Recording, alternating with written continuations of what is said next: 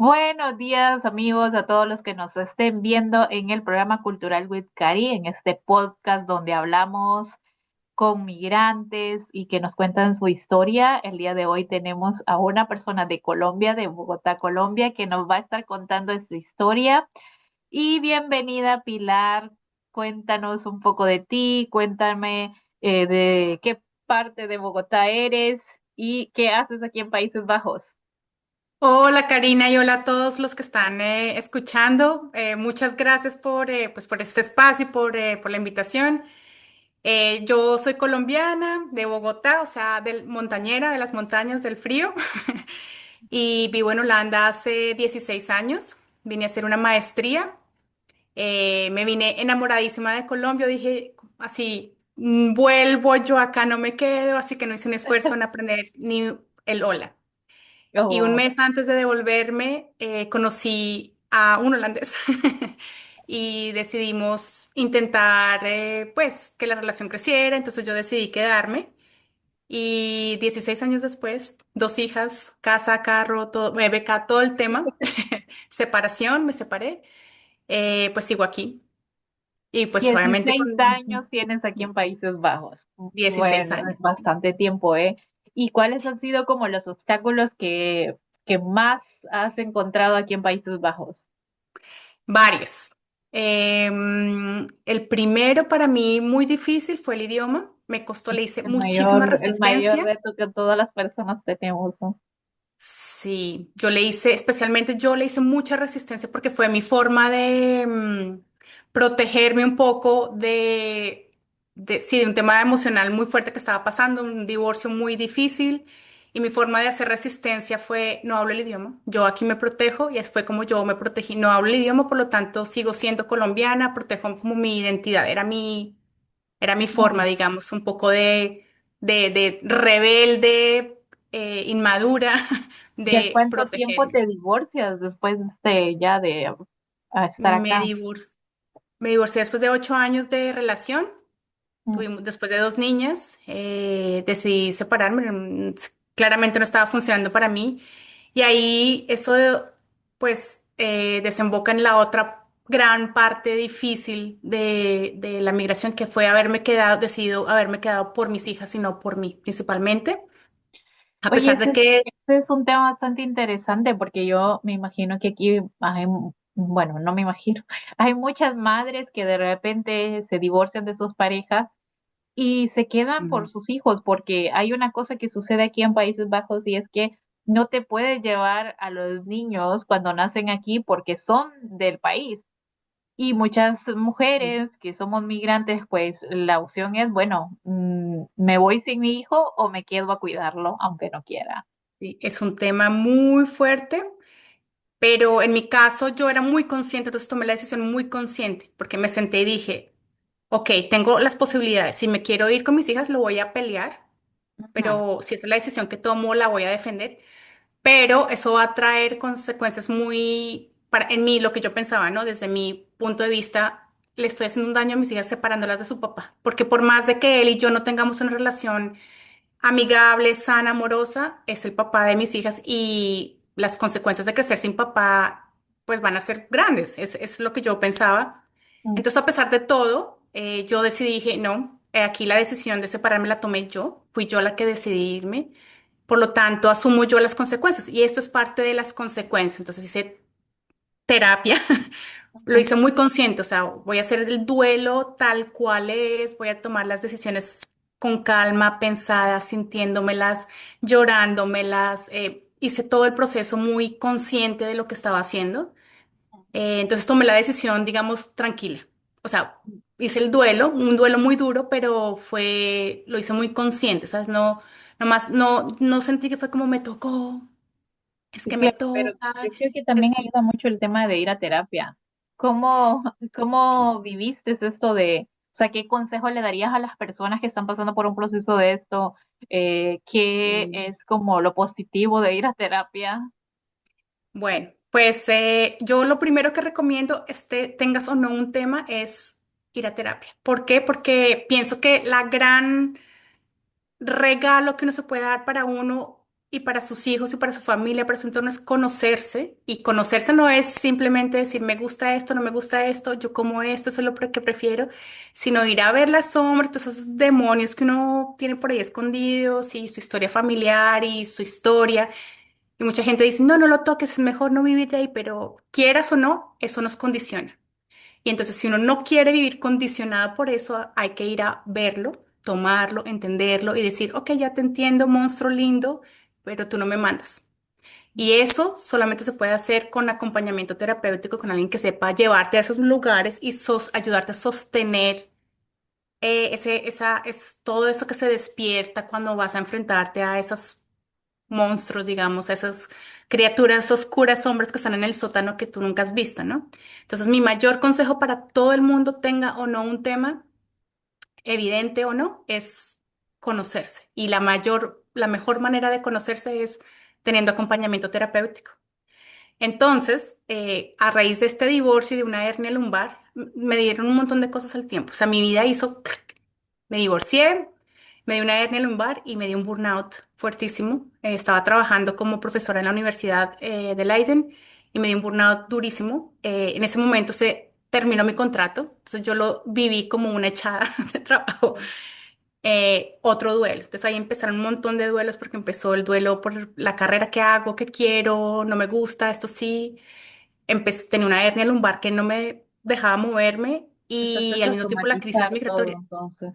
Todo el Pero tiempo. Entonces, aquí hay una pregunta, o sea, en un inicio, por ejemplo, cuando llegaste, en los primeros meses, el primer año, qué sé yo, ¿cómo fue el tema de los duelos? O sea, mm, o fue muy sí.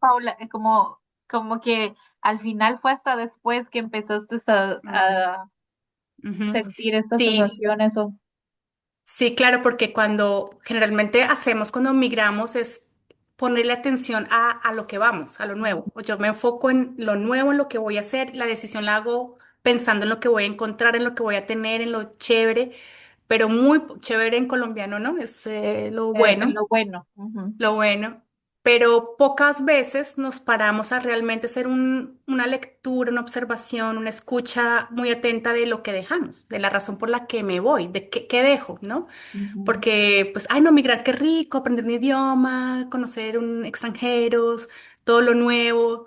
Y sí, mi familia se queda, pero en realidad uno no hace esta escucha muy atenta de qué de verdad de mi familia no voy a tener más, voy a dejar que de lo que me es familiar ya no voy a tener más, ¿no? Ese trabajo no lo hacemos tan conscientemente, nos vamos felices, aventura, pero no vemos lo que uno va dejando, eso llega después. Y yo efectivamente hice eso, me fui feliz a estudiar, aventura, estaba en la época de me como el mundo, ¿Y cómo puedo con lograste sacar todo. esa beca? O sea, ¿cómo fue el contacto, el tema de venir a estudiar Apliqué. acá? Yo estaba muy segura que yo quería estudiar por fuera de Colombia. Ujú, Pero aventura. Yo dije, voy a conocer, voy a vivir por fuera. Yo ya había vivido fuera de Colombia y me había gustado. Y el único lugar en donde encontré el programa que yo quería era en Holanda. Entonces dije, ay, me voy. Me cuesta un riñón, a mis papás les va a costar todo. Bueno, pues beca. Y apliqué a becas y me gané una beca y vine becada. Pues parte del estudio me lo ayudaron, me lo subsidiaron, digamos. Y otra parte me lo ayudó mi familia, digamos. ujú. Pero así me vine, así llegué pero yo decididísima de devolverme, o sea, yo me iba a devolver, o sea, es lo que te digo, yo no me quería quedar acá. O sea, yo era Colombia, o sea, y O sea mira, que tu las idea era vueltas. estudiar y luego regresar, pero bueno, por vueltas de Sí, la vida, porque encuentras a este esposo, luego ya tienes a tus hijos y ya te sí, tienes que quedar aquí como por obligación. Y ahí es donde sí. empieza todo el trabajo de Ahí sanación, es donde de empieza entender. el verdadero trabajo migratorio, Mm, que es conocer que, pues, yo trabajo con el inconsciente, ¿no? Entonces yo estudié para volverme terapeuta, que era una parte que también mía que tenía muy no vista desde siempre, me ha gustado mucho escuchar a las personas, intentar escuchar qué pasa, y soy muy hiperempática. Tengo este tema de la hiperempatía, que no es una virtud siempre, ¿eh? También es una forma de, ujú. de adaptación. Pero bueno, tengo esto, entonces no le había dado lugar y cuando empieza esta crisis de migratorio y todos estos temas de por qué yo llegué acá, por qué estoy en esta situación, empecé a estudiar biodescodificación, que es una forma de terapia Ujú. y bueno, y me convertí en terapeuta, entonces ahora combino mi trabajo en la universidad y hago terapia. ¿Y qué tal la biodescodificación? O sea, ¿qué cosas les puedes decir a las personas que pueden Mm. encontrar en esta terapia? Quizás alguien se interese por hacer biodescodificación. Y bueno, es una terapia relativamente nueva, pero lleva ya varios años. Es hija, digamos, de la medicina germánica, digamos, y la empezó un enfermero francés, Christian Flech. Yo estudié en la escuela de él. Y dice la teoría de la biodescodificación dicen que todos los síntomas biológicos son manifestaciones de información inconsciente. Entonces, somos no solamente el cuerpo, no solamente nuestros pensamientos, o sea, ser nuestra mente, sino también somos un mundo emocional, somos muchas cosas. Energía, y habrá quien piensa que hay astrales, bueno, no sé, somos muchas cosas, cada quien tendrá sus pues creerá en unas cosas, otros en otras, ¿sí? La Ujú, biodescodificación dice que todo esto debemos verlo en conjunto y la biología obedece, de hecho, a nuestros pensamientos y a a nuestras emociones. Pero esta información inconsciente, muchas de estas informaciones inconscientes, es decir, está en un lugar muy en el fondo de nosotros que no nos hemos dado cuenta que la tenemos y esto nos rige, son patrones por los que nos hacen comportarnos de cierta manera o no. Entonces nosotros pensamos que somos muy libres y muy libre albedrío y soy lo que yo quiero ser y no es así. Estamos programados de ciertas maneras. ujú, Entonces, la biodescodificación lo que hace es ir a ver esa programación. Entonces, ¿qué de toda la información inconsciente y emocional, digamos, que tienes, como que de todos estos programantes que hay, es el que está sosteniendo en este momento un síntoma, el síntoma? Entonces, ¿por qué el síntoma se manifestó en cierto órgano? Es que eso no es aleatorio. Entonces vamos a ver cuál es la función del órgano. O sea, la biodescodificación dice que la función del órgano en donde se presenta el síntoma es una metáfora de una necesidad emocional que no ha estado cubierta. Entonces nosotros vamos a ir a traducir. Entonces, tienes un síntoma en cierto órgano, vamos a ver qué es lo que hay detrás de este síntoma, qué está sosteniendo el síntoma. Entonces, uno encuentra la raíz de verdad del síntoma, lo puede trabajar, lo desarma, digamos, y entonces el síntoma debería desaparecer. De eso se excelente. trata la biodescodificación. Ujú, Otra cosa también es que no solo trabajamos enfermedades y síntomas, sino que hay, digamos, problemas o situaciones que se presentan que no son agradables, que no nos gustan, y nosotros lo entendemos como síntomas. Por ujú. lo tanto, se pueden trabajar, como la falta de dinero, problemas en el trabajo, relaciones, todo eso son síntomas y por lo tanto se pueden trabajar, están sostenidas por información inconsciente. Entonces nosotros lo que hacemos es ir a ver qué es esa información. Y si las personas quisieran, por ejemplo, contactar contigo o hacer una de estas terapias, ¿en dónde podrían contactar? Si hago estas sesiones online, no las hago presenciales. Mi página web es www.pilarjiménez, con J y con Z Jiménez, como mi nombre, .nl, y ahí vas a encontrar un poco qué es la biodescodificación, qué es lo que pasa en una sesión, y tienes la opción de hacer agendar una sesión gratuita, exploratoria gratuita si quieres, al comienzo para que me conozcas, para que me cuentes qué quieres. Y lo que vamos a hacer es que vamos a establecer un objetivo. O sea, no es como en la psicología que es diferente el approach, digamos que van y hablan y encuentran juntos qué pasa. Acá vamos a establecer un objetivo. Entonces, cada sesión va a tener un objetivo fijo. Entonces, Ujú, ya se sabe qué va a pasar, digamos, en la sesión. ujú. Y sí, me encuentran online. También tengo una cuenta en Instagram que está más enfocada con la parte de la maternidad, porque ese ha sido mi otro tema, mi Mm, gran tema. Pues claro, me cambié de claro que país, sí. me quedé por mi maternidad. Ujú. Entonces, y para mí la maternidad como la mayoría de las mujeres, me revolcó la vida. ¿Tú crees que, Eh, bueno, que cuando, supongo que cuando ya tienes a tus hijos, hubo un cambio de pensamiento y cómo impactó este cambio de pensamiento con tu migración, por ejemplo? O sea, pues mira, afortunadamente. en el campo laboral a mí me ha ido bien. No tengo lío con eso, digamos. Pero he sido muy terca, digamos, en que no sacrifico mi crecimiento profesional por nada en el mundo. Para mí eso era algo que tenía muy fijo. Ni siquiera mi maternidad, así lo tenía muy fijo. Al punto, lo llevé hasta el punto de un burnout. O sea, yo no cedo a nada de mi crecimiento profesional o de mi trabajo, ni siquiera mi maternidad. Y pues claramente esto es absurdo. Esto es muy absurdo y esto lo tenemos las mujeres que somos, muchas mujeres tienen esto, especialmente las que son muy mentales y muy enfocadas en que el éxito es el crecimiento profesional. Error, porque eso no significa éxito, es lo que nos han enseñado. Entonces, claro, me tuve que enfrentar contra todas estas creencias de que por qué es para mí es tan importante un buen puesto. Entonces, claro, descubrí un montón de cosas, ¿no? Estatus, porque vengo de un país en donde tu estatus está definido por tu posición laboral, digamos. Vengo de una familia de académicos, también entonces era importantísimo que yo tuviera entre más títulos mejor. Entonces, claro, me puse mucha carga hasta que empecé a enfrentar todo eso. O sea, esto no es mío, esto es de mis papás, esto no es mío, esto es de mi familia, esto no es mío, esto es de mi país de origen. Y Tu misma empecé así como cultura, a ¿no? quitarme, sí, empecé a quitarme cosas y decir, bueno, no, ya esto es absurdo, yo no puedo cargar con estas dos cosas. La maternidad como yo la quiero vivir, o sea, muy presente, muy tranquila. Yo quiero estar con mis hijas y al mismo tiempo estar en mi trabajo dándola todo. No, es absurdo. Y más sola, sin familia ¿Tú, aquí. tú No, crees que con esto de la migración, digamos, migrar, estar solo, lo que acabas de decir, y luego quedar embarazada, y tu deseo profesional, ¿en algún momento tuviste que decidir entre tu deseo profesional y tus hijos? claro. Sí, sí, pero el tema era que yo no quería. Entonces lo que hice fue, ok, ¿qué de todo para poder seguir haciendo las dos cosas? ¿Qué es lo que tengo que cambiar? Entonces lo que pasó fue que me puse a explorar qué significa para mí la maternidad, qué es lo que quiero, qué es lo que no quiero, del trabajo, qué significa para mí el trabajar, qué significa crecer, qué significa éxito. Y de ahí empecé a sacar un montón de creencias y eliminar y transformarlas. Entonces, éxito no es tener un buen puesto. Entonces ya me relajé con eso, no necesito tener un buen puesto.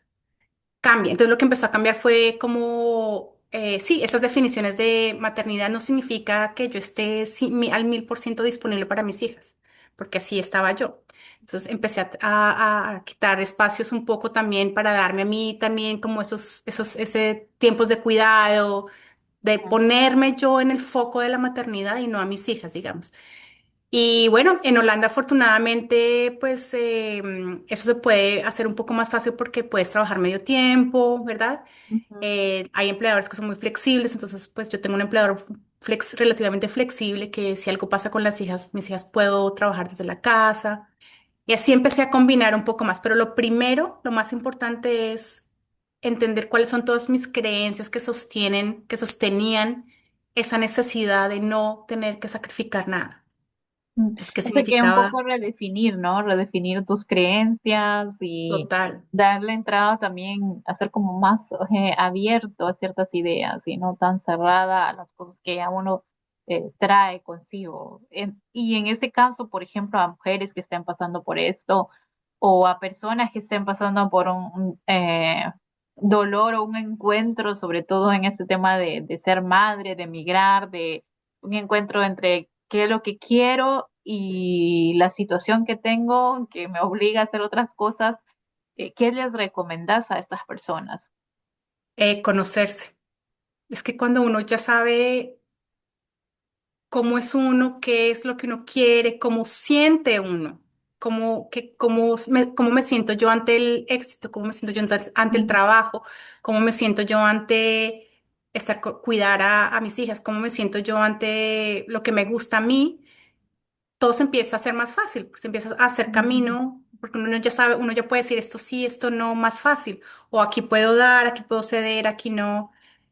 Pero si uno no sabe en el fondo cómo es el sentir de uno, o sea, no es esta desorden mental o estas cosas mentales, ideas impuestas de que tú tienes que hacer, no, sino el sentir, cómo siente uno el trabajo, cómo siente uno la maternidad, cómo siento yo. la familia, cómo me relaciono yo con mi placer, porque es un tema que he olvidado. Entonces, eres Mm, mamá y chao, tu placer jamás de los jamases. ujú, No, error, error. Entonces, yo cómo me relaciono con mi placer y eso, cómo cambia estando fuera en otro país, cómo cambia siendo mamá, cómo cambia con sin tener una pareja que tiene otra cultura y otra visión de todo tan diferente. Entonces, pienso que lo primero es un trayecto de autoconocimiento profundo, profundo, de saber cuáles son las verdaderas creencias que uno tiene en torno a la maternidad y el trabajo y a la migración. mm. Eso es Bueno, como es el... muy interesante todo lo que planteas y creo que, bueno, muchas de las personas que a lo mejor, muchas madres que nos están viendo y de repente están sintiendo esto mismo, que están ahí Mm, luchando en su interior, pues es importante que sepan que hay que comenzar a conocerse y comenzar desde adentro para afuera. Como dice, hay un dicho, como es adentro, es afuera. Y total. es importante mucho esto que has dicho de trabajar, de ver realmente qué hay detrás de todas nuestras decisiones y tener un poco de apertura, ¿verdad? Hacia las Sí. cosas que quizás no podemos controlar, pero podemos mejorar. Sí, y Entonces, otra cosa también es que me pasó a mí también, es que no nos permitimos las emociones calificadas como negativas, ¿no? Entonces yo no tengo derecho a no querer ser mamá. Hay días en que yo me levanto y no quiero ser mamá. O sea, ese día me cae gordo todo lo que tenga que ver con maternidad. Amo a mis hijas, a las personas que ellas son, pero lo que tengo que hacer para cuidarlas me cae gordo. Ese día no quiero.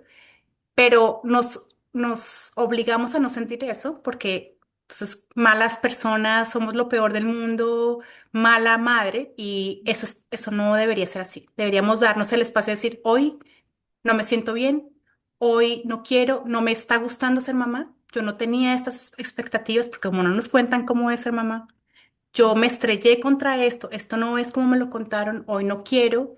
Entonces, darnos ese espacio de decir, "Oh, me siento mal, no me gusta, estoy triste, estoy bravo, o lo que sea, ¿me entiendes? O la emoción que sea, pero permitírselo sentir. Incluso yo digo que la gente a veces se ríe y me dice, Pilar, ¿qué te pasa? Pero yo digo, darse el permiso de aceptar que uno siente odio. Otra cosa es actuar desde ahí. Uno no actúa, no debería actuar desde ahí, pero entender qué está reconocer que uno sucediendo tiene dentro de uno. rabia. Claro, que uno siente rabia, siente rencor, siente envidia, y aunque eso está calificado como negativo, uno lo siente. Y la Sí, única forma de evacuarlo es sintiéndolo, en vez de rechazarlo y pelear contra eso. y luego Y las solucionar mamás como somos resto. expertas. Sí, las mamás somos expertas en negarnos eso, en decir que no podemos sentir nada de eso, no debería.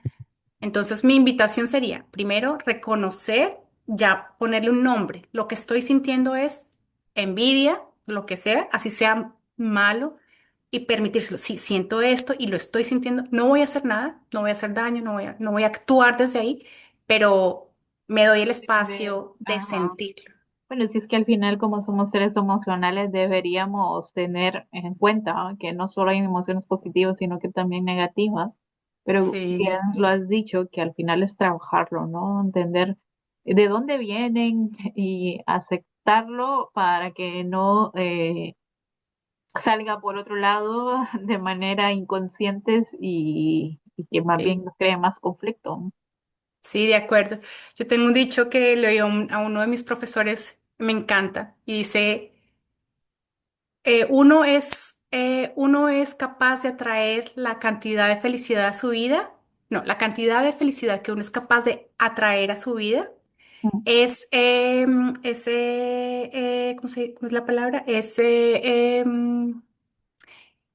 paralela, ay, se me olvidó la palabra, bueno, depende de la cantidad de verdad que uno pueda aceptar sobre uno mismo y su propia historia.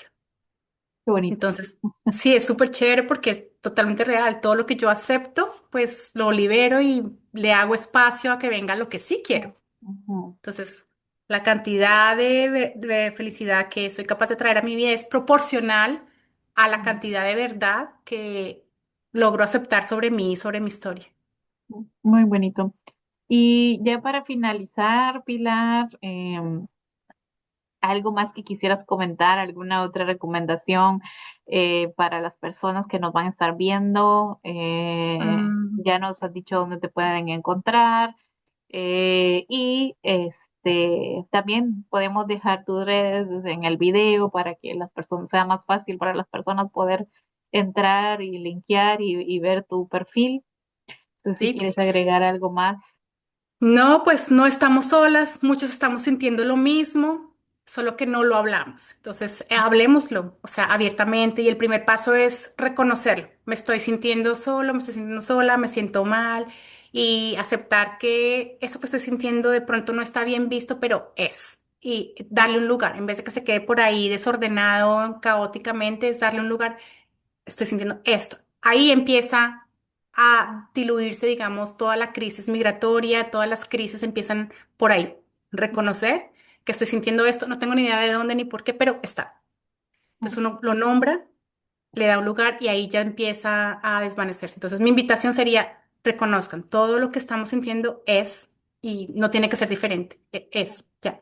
Uno no actúa desde ahí, después toma decisiones claramente, sabiendo para dónde quiere ir uno, pero sentir, aceptar y si quieres compañía o si han pasado cosas en tu historia que necesitas acompañamiento, contáctame que yo feliz pues te acompaño, los acompaño a los que necesiten, los que quieran, no solo curar o sanar un síntoma físico, una enfermedad, un diagnóstico, alergias, cualquier síntoma que esté en el cuerpo, sino también historia, cualquier tema de la historia que esté por ahí no solucionado, pues se puede tratar y sanar. Y bueno, amigos, ya saben que los que quieran también participar en el podcast son bienvenidos. Cuenten su historia, así como Pilar nos ha contado este día, su hermosa historia, pues ustedes también tienen este espacio abierto. Nosotros, bueno, Pilar también vive en Países Bajos y pues últimamente también hemos estado entrevistando personas de otros países. Es muy bonito conocer estas historias, es muy bonito saber también y entender muchas situaciones que a las personas les pasa y por ahí muchas otras personas se van a sentir identificados. Así que si tienen preguntas también las pueden hacer y hasta el próximo capítulo. Muchísimas gracias, Pilar, por este espacio y por contarnos tu historia. Y A hasta la ti, Karina. próxima.